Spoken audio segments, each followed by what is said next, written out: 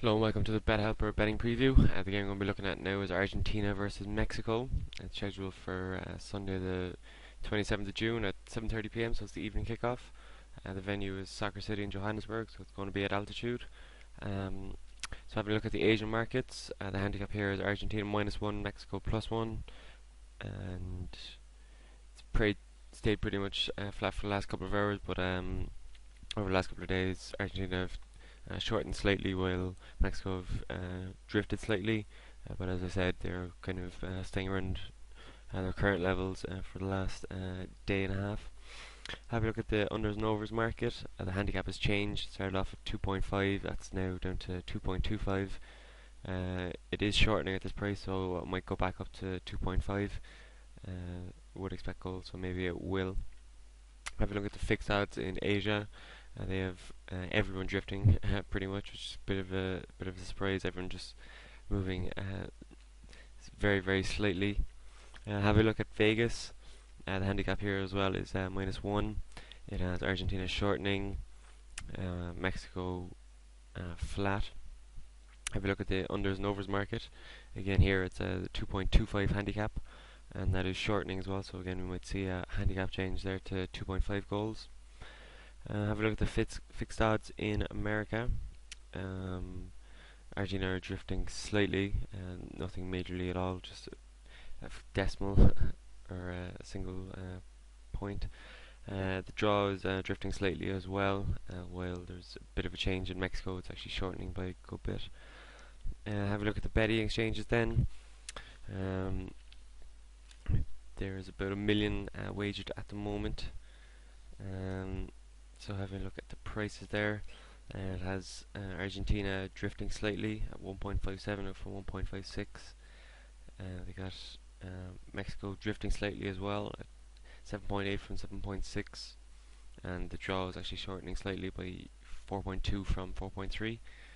And so having looked at the percentages of the matched million at the moment, it's 91% for Argentina. So that gives them a huge advantage. Have a look at Mexico. There's a bit of uptake in support for them, but they only account for 5%, so it's nothing major there for them. It's pretty much been written off here at the exchanges. Have a look then at the draw. It only accounts for 14 or 4%, sorry. So again, that's pretty much written off. So having a look then at the unders and overs, the unders and overs is at 2.24, and the percentage makeup there is 20% on the overs, so they're not really expecting goals there as yet. But again, as I said in other videos, that very small percentage actually match at the betting exchange at the moment, so that will change drastically. So having a look at the bookmakers odds, they have Argentina flat at 1.53. They got Mexico flat at 7.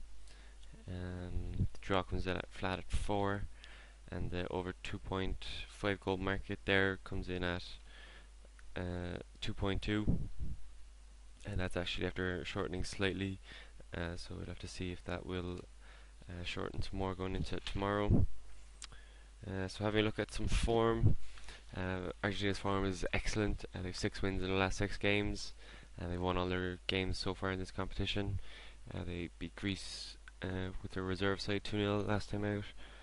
They took South Korea apart. They actually gave up a goal in that game, but it was a sloppy piece of defending from Dimichelis. They haven't conceded in any of their other games, as they beat Nigeria 1-0 as well in their opening game. So having a look at Mexico, they've average form really. They've 3 wins, 1 draw and 2 losses in the last 6 games. They lost their Group A decider against Uruguay 1-0. As you know, Uruguay are already through to the quarterfinals, so we'll see if another Group A team here can follow them. They beat France 2-0, and they drew their opening game 1-1 with South Africa. So having a look now at some head-to-head stats. Probably no surprise here that Argentina have the major advantage. They've 25 games played between each other. Argentina have 11 wins, and there's been 10 draws, and Mexico only have 4 victories, so not too many there for Mexico. Last time out in the last World Cup in 2006, they met each other at the last 16 stage as well. She went to extra time, and you probably remember a stunning volley from Maxi Rodriguez there that decided that in extra time. Have a look at some streaks. Argentina failed to score 3 of their last 5 penalties at a World Cup. So if you remember back, they actually were not out in penalties Germany in the semi-final stage in 2006, so that's accounting for some of those penalties. Argentina obviously won the last meeting of the two sides in the World Cup 4 years ago.